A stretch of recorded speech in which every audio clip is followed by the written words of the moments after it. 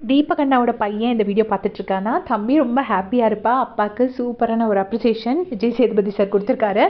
அவர் சொல்கிறாரு, நீங்கள் நினைக்கிற மாதிரிலாம் இல்லை, உங்களுக்கு நீங்கள் இங்கே ஒரு பெரிய கூட்டத்தை சேர்த்துருக்கீங்க அப்படின்னு சொல்கிறாரு. சொன்னோடனே தீபக் அண்ணா வந்துட்டு சொல்கிறாரு, அப்படியா சார், ரொம்ப தேங்க்யூ சார், இதை நான் சந்தோஷப்படணும் இல்லையோ, என் பையன் சந்தோஷப்படுவான் அப்படின்னு சொன்னார்.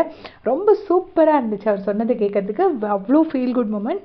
ஒரு பையனோ பொண்ணோ வச்சுட்டு நம்ம அந்த பேரண்ட்ஸோட அந்த பெருமையை வந்து அந்த குழந்தைங்க கேட்குறதுங்கிறது அந்த பேரண்ட்ஸ்க்கு ஒரு பெரிய சந்தோஷம். ஸோ அதுதான் இன்றைக்கி வந்து தீபக் சார் ஃபீல் பண்ணார் அப்படின்னு நான் நினைக்கிறேன். ஸோ அவர் பையனும் அது கேட்டுட்டு இருந்தாருன்னா ரொம்ப ஹாப்பியாவார். அது சொல்லும் போது பார்த்திங்கன்னா மஞ்சரியோட கண்ணிலேருந்து கண்ணீர் வந்துச்சு. ஏன்னா மஞ்சரிக்கு இந்த வீட்டில் நிறைய அவமானங்கள் நடந்திருக்கு. ஆனால் இன்றைக்கி அவர் நல்ல ஒரு அப்ரிசியேஷன் கொடுக்குறாரு. யாருமே கேட்கலன்னா என்ன மஞ்சரி, நான் உங்களை கேட்குறேன், உங்கள் உடம்பு பரவாயில்லையா அப்படின்னு கேட்பாரு. ஸோ மஞ்சரிக்கு ரொம்ப ஹாப்பியாக இருக்கும்.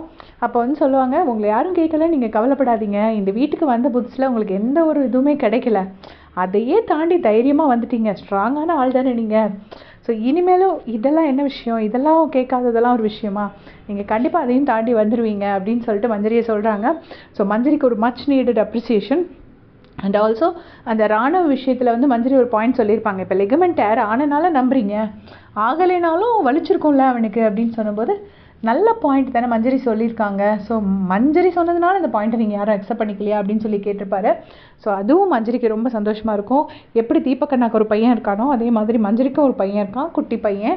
ஸோ அந்த பையனும் இது கேட்டு ரொம்ப ஹாப்பியாவான். அந்த பையனுக்கு இப்போ 5 வயசு 4 வயசு ஏதோ தான் ஆகுது.